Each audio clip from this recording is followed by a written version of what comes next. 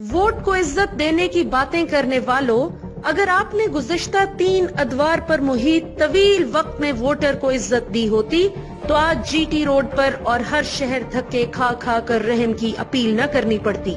Vote को उस वक्त इज्जत क्यों नहीं दी जब मॉडल टाउन में सरेआम 14 निहत्थे मासूम लोगों को गोलियां मार दी गयीं?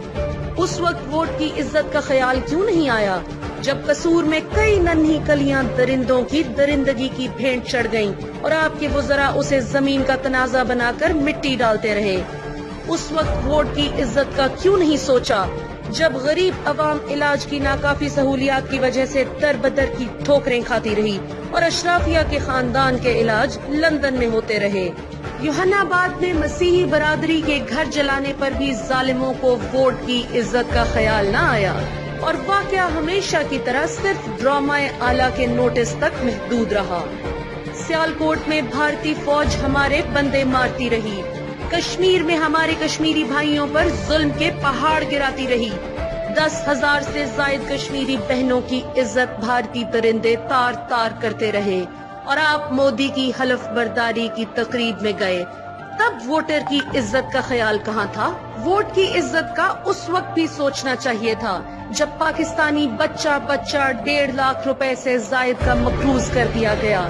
तब वोट की इज्जत का ख्याल क्यों नहीं आया जब 2013 में लोड शेडिंग के खात्मे के दावे करने वाले 2018 में भी अवाम को अंधेरों से न निकाल सके? तब क्यों नहीं वोटर की इज्जत का ख्याल आया जब पाकिस्तानी मईशत मुसलसल तबाही की तरफ गामजन रही और गुज़िश्ता 5 सालों में डॉलर का रेट रिकॉर्ड इजाफे के साथ 118 रुपए पर चला गया? वोट की इज्जत का ख्याल उस वक्त क्यों नहीं आया जब गरीब के बच्चों के लिए स्कूल में अगर टीचर था तो दीवार नहीं, दीवार थी तो फर्नीचर नहीं, अगर फर्नीचर था तो बैतुल खला नहीं था? जबकि अशराफिया के बच्चे अवाम के खून पसीने की कमाई से लंदन और बैरून मुमालिक तालीम हासिल करते रहे।